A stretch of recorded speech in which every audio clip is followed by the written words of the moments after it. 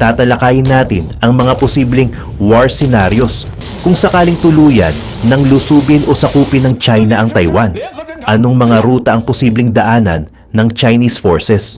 Saan maaring pumwesto ang depensa ng Taiwan? Gaano kalaki ang posibilidad ng paglahok ng mga bansang gaya ng Amerika at Japan? At ano ang magiging epekto nito sa buong rehiyon, lalo na sa Pilipinas? Samahan niyo ako sa isang malalim na analysis ng isa sa mga pinakasensitibong tensyon sa Asia. Bago tayo magumpisa, baka pwede pa like ng video na ito.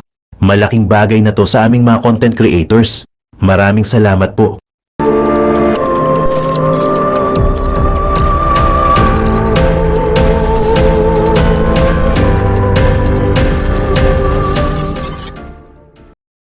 Alas 5 ng umaga sa Bashi Channel, dalawang J-11 warplanes ng China ang pumasok sa Air Defense Identification Zone ng Taiwan. Ang layunin ng mga warplanes na ito ay routine patrol. Marami ngayon ang nagtataka kung bakit naging madalas na ang routine patrols ng China nitong mga nakaraang taon. Ano ang hinahanap ng mga eroplano ng China sa karagatan ng Taiwan? At bakit kaya naging sentro ng atensyon ang bansa ng Pilipinas kahit na lagpas sa 300 miles ang layo nito sa China? Ang maikling sagot dito ay ang katotohanan na ang Bashi Channel ay isang critical na hotspot para sa China at US. Dalawa ang mabigat na dahilan kung bakit critical na lugar ang Bashi Channel. Una, kapag natuloy ang pananakop ng China sa Taiwan, magiging importanteng punto ng operasyon ang Bashi Channel. Pangalawa, importante ang Bashi Channel sa pagpapalakas ng maritime borders ng China. Maituturing rin na bottleneck ang Bashi Channel para sa kalakalang pandagat at nandito rin sa channel ang mga underwater internet cables na nagkokonekta sa Southeast at South Asia sa North America at Japan. Kaya naman tinuturing ng mga eksperto na mahalaga ang Bashi Channel sa aspeto ng military strategy at geopolitics kahit na hindi masyadong kilala ang lugar sa Indo-Pacific region. At pagdating sa importansyang stratehikal, halos kapantay na ng Bashi Channel ang Malacca at Taiwan Straits. Alamin natin ang buong detalye tungkol sa importansya ng Bashi Channel at kung paano ito posibleng makaapekto sa sigalot ng China at US. Napag-isipan na ng mga Chinese generals kung ano ang mga posibleng mangyari sa planong pananakop sa Taiwan. Dalawang aspetong panlupa ang tinitingnan ng mga Chinese generals. Ang mga malalaking bundok na humahati sa isla ng Taiwan at ang tatlong choke points o mga kritikal na lugar na naghihiwalay sa Taiwan mula sa iba pang parte ng mundo. Ang unang choke point sa Taiwan ay ang Yonaguni Channel sa bandang hilaga. At ito ay may lawak na halos 70 miles. Hinihiwalay ng channel ang isla ng Formosa mula sa pinakakanlurang punto ng Japan, ang Yonaguni Island. Inaasahan ng mga eksperto na maglalagay ng cruise missiles ang Japan sa Yonaguni Island bago matapos ang taon. Ang ikalawang choke point ay ang Taiwan Strait. Ito ang pinakaimportante sa tatlong choke points dahil mayroon itong lawak na halos 100 miles. At ito ang humihiwalay sa Fujian Province sa mainland China at west coast ng Taiwan. Ang ikatlong choke point ay ang Bashi Channel at ito ang sentro ng ating analysis ngayon. Mababa sa 90 miles ang lawak ng Bashi Channel at ito ang humihiwalay sa pinakatimog na parte ng Taiwan at isla ng Amianan, ang pinakahilagang punto ng Pilipinas. Para sa China, importante ang Bashi Channel sa pagsakop ng Taiwan dahil sa paglatag ng hindi nababaling supply lines. Ang pinakamalaking port ng Taiwan ay ang Kaohsiung at malapit ito sa Bashi Channel. Tinagurian ng Kaohsiung na ika-15 pinakamalaking port sa mundo. At ito rin ang responsable sa pagpasok ng krudo at malalaking kargamento sa Taiwan. Kahit na mayroon pang 6 na major cargo ports ang Taiwan, tulad ng Taipei, Keelung, Hualien, Suwao, Taichung at Anping, halos 62% ang total cargo volume na hawak ng Kaohsiung. Ang kapasidad na magdala ng malalaking kargamento sa maikling oras at kakayahan na ilagak ang mga kargamentong iyon ay importante para sa isang kampanya ng pananakop.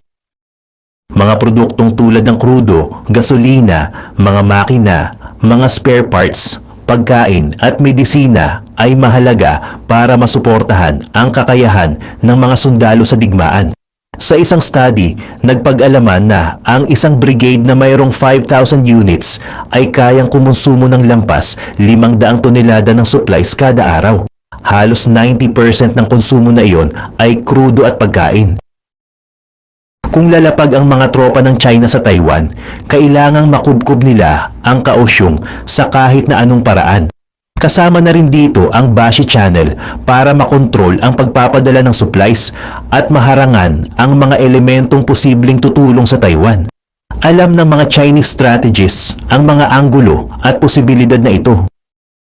Kaya naman 6 na fire drills ang isinagawa sa Taiwan mula noong 2022 at 2 rito ang ginawa sa timog ng Taiwan, malapit sa Kaohsiung.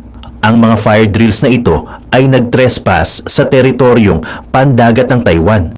Malayo ang fire drills na ito sa 1995 to 1996 live exercises na isinagawa ng China sa kanilang teritoryo. Ito ang patunay na importante talaga sa China ang Taiwan, pati na ang mga choke points na nakapalibot dito. Kaya naman, laging lumilipad ang mga eroplano ng People's Liberation Army o PLA sa Taiwan para malaman nila ang modernong kakayahan at limitasyon ng Taiwan. Importante rin sa US ang Kaohsiung at Bashi Channel sa halos parehong dahilan ng China. Kung para sa China ay logistical base ang Kaohsiung, tinuturing naman ng US na importante ang lugar sa aspeto ng depensa. Sa tulong ng Kaohsiung, madidepensahan ng US ang teritoryo ng Taiwan gamit ang mga US military bases sa Japan at Pilipinas. Critical ang lokasyon ng Bashi Channel sa aspeto ng depensa dahil mahaharangan nito ang mga puwersang tatawid patungo sa South China Sea. Ang Bashi Channel rin ang tanging malawak na daluyan papasok sa South China Sea, kaya naman pinag-aagawan ito ng mga superpower na bansa tulad ng US at China. Importante rin ang Bashi Channel sa tinatawag na military force projection o pagpapakita ng military power ng mga bansa sa rehiyon. At dahil konektado ang Taiwan at Pilipinas, maikling oras lamang ang kailangan para makagawa ng supply lines na abot sa lahat ng direksyon, kasama na ang Japan. Kapag nakontrol ng US ang Bashi Channel, mapipigilan rin ng bansa ang planong pananakop ng PLA, pati na ang military force projection ng bansa sa Pacific. Sa ganitong paraan, mababawasan ang landing spots ng PLA at mas madali silang malulupig sa strategic planning. Kaugnay ng depensa ng Taiwan, lumabas ang balita na mayroong 4 na bagong military bases, ang US sa Northern Luzon sa Pilipinas. Dahil dito, lumakas ang military force projection ng US sa South China Sea at nadagdagan ang air superiority ng bansa. Kahit na malakas ang kakayahan ng US Navy, ang mga fighter jets na sumasabak sa routine operations ay kayang tumakbo lamang ng ilang oras. Bukod dito, kailangan na rin nila ng matinding maintenance. Kaya malaking tulong talaga ang mga military bases dahil pwede silang maging landing areas at maintenance facilities na makakatulong sa air superiority ng US. Noong March 2023, na-deploy na ang mga F-22 fighter planes sa Pilipinas at nagkaroon rin ng live exercises kasama ang Philippine Air Force. Lalong tumatag ang air superiority ng US sa South China Sea at lumawak na rin ang distansyang kayang i-cover ng US. Nakatulong ang karagdagang military bases at air superiority para tapatan ang long-range bombers ng PLA Air Force. Kaya sa ngayon, ang teritoryo ng Pilipinas ay tinuturing na deterrence o pagpapabagal sa mga planong militar ng PLA. Para sa PLA, ang pagkakaroon ng military bases sa North Luzon ay nakakaalarma. Una, mas maraming resources ang kailangan ng PLA para lamang makapag-landing sa Taiwan at makontrol ang Bashi Channel. Pangalawa, ang lokasyon ng mga bases sa North Luzon ay kayang abutin ang mga syudad sa katimugang China na mayroon na lamang distansyang 600 miles mula sa mga bases. Sa aspetong stratehikal, kinulang ang China ng isang paraan na madalas gamitin ni Chairman Mao noong Civil War, strategic space o malawak na stratehikal na lokasyon. Ang kawalan ng strategic space ay nakakaapekto sa pag-usad ng mga operasyon ng China dahil nakalantad ang bansa sa iba't ibang punto ng atake. Ang mga US military bases sa South Korea at Japan ay may distansyang mababa sa 600 miles mula sa major Chinese cities tulad ng Beijing at Shanghai. Noon, tinuturing ng mga Chinese strategists na isang malaking lawa ng China ang South China Sea. Pero dahil nagkaroon na ng mga malalapit na US military bases sa North Luzon, nabawasan ang strategic space ng China. Posible na ring maging military targets ang mga lugar ng Shenzhen, Hong Kong at Zhejiang. Ang malaking porsyento ng populasyon ng China ay nasa panganib dahil abot na sila sa distansya ng Tomahawk missile. Tumagilid na ang balanse ng kapangyarihan sa Pacific patungo na sa US at mga kaalyado nito. Nalagay rin sa alanganin ang maritime border security ng China dahil sa kawalan ng malaking access points sa karagatang Pacific. Ang unang isla na parte ng island chain strategy ng China ay naipit rin sa problemang stratehikal dahil mayroon lamang 6 na international water corridors na nakapalibot sa bansa. 4 sa mga islang ito ay malapit sa Nansei Shoto at ang natitirang 2 ay malapit sa katimugang Taiwan. 2 lang sa mga rutang ito ay mas malaki sa 50 miles, ang Miyako Channel at Bashi Channel. Ang mga choke points na ito ang kumukonekta sa China sa malawak na parte ng mundo. Alamin natin ang perspektibo ng China sa island chain strategy sa pamamagitan ng perspektibo ng Amerika. Kapag nagkaroon ng island chain strategy sa Amerika, mag-uumpisa ito sa Yucatan Peninsula sa Mexico at abot sa Bahamas. Ang bansa ng Cuba sa ganitong perspektibo ay pwedeng ituring na Taiwan. Kapag nakapag-deploy ng libu-libong tropa ang China, kabilang na ang mga tangke at fighter jets malapit sa US mainland, mahaharangan nila ang mga rutang pandagat mula sa Gulf of Mexico hanggang sa karagatang Pacific at Atlantic. Ang huling insidenteng maihahalin tulad dito ay nangyari noong 1962, ang Cuban Missile Crisis, kung saan naging malapit sa mainland US ang mga missiles ng Soviet Union. Sa ganitong perspektibo, makikita natin kung bakit importante ang Bashi Channel sa Beijing.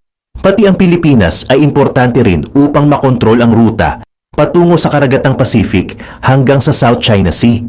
Importante para sa China na kontrolin ang mga teritoryong ito upang mapalawak ang strategic space at maritime border security ng bansa. Pero hindi lang sa anggulo ng strategic projection ang importansya ng Bashi Channel at Pilipinas. Importante rin ang mga lokasyon na ito sa daluyan ng global data traffic. Ayon sa datos, halos 99% ng data traffic ang dumadaan sa Bashi Channel sa pamamagitan ng submarine cable network. Nagsilbing bottleneck ang Bashi Channel sa data transmission sa gitna ng North America at Asia. Ang underwater cable network na ito ay responsable sa pagpapadaloy ng data files tulad ng mga litrato, military secrets, industrial secrets at marami pang iba. At habang lumalala ang tensyon sa gitna ng US at China, naglalatag ng panibagong undersea cable networks ang mga superpower upang paghandaan ang mga paparating na sigalot. Pwede ring gawing stratehiya ang pagputol ng cable networks tulad na lamang ng nangyari sa Matsu Islands kung saan naputol ang 2 kable na konektado sa Taiwan. Ang delay sa data transmission ay pwedeng gawing smoke screen o panlilin lang sa mga kalaban bago magsagawa ng operasyon. Kaya malaki ang pinsala na pwedeng mangyari kapag naputol ang mga undersea cable networks. Hindi na maitatanggi ang importansya ng Bashi Channel at Pilipinas sa sigalot ng US at China. Maganda ang strategic location ng Bashi Channel at Pilipinas at malapit rin ang mga lokasyong ito sa South China Sea at Taiwan. Pero hindi rin dapat kalimutan ang takbo ng politika sa Manila. Dahil sa Marcos administration, nagkaroon ng permanenteng lokasyon ang US sa Pilipinas. Napalapit rin ang distansya ng US sa South China Sea at katimugang Taiwan. Marami ang nagtataka ngayon kung gaano katagal ang presensya ng US sa Philippine Archipelago. Hinggil dito, gumagawa ang Beijing ng paraan upang harangin ang Washington at magkaroon ng panibagong strategic advantage. Sa Pilipinas, kapag nahalal ang isang bagong presidenteng tulad ni Duterte, anong mangyayari sa balanse ng kapangyarihang ginawa ni Marcos? Mananatili pa kaya ang mga tropa ng US sa Pilipinas? Tinitingnan ngayon ang anggulo ng political U-turn na posibleng mangyari sa susunod na Philippine presidential elections.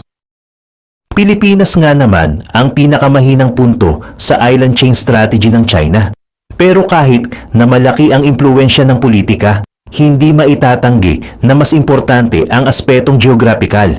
Ang Bashi Channel at Pilipinas ang posibleng magdikta ng direksyon ng sigalot sa gitna ng US at China sa darating na mga taon.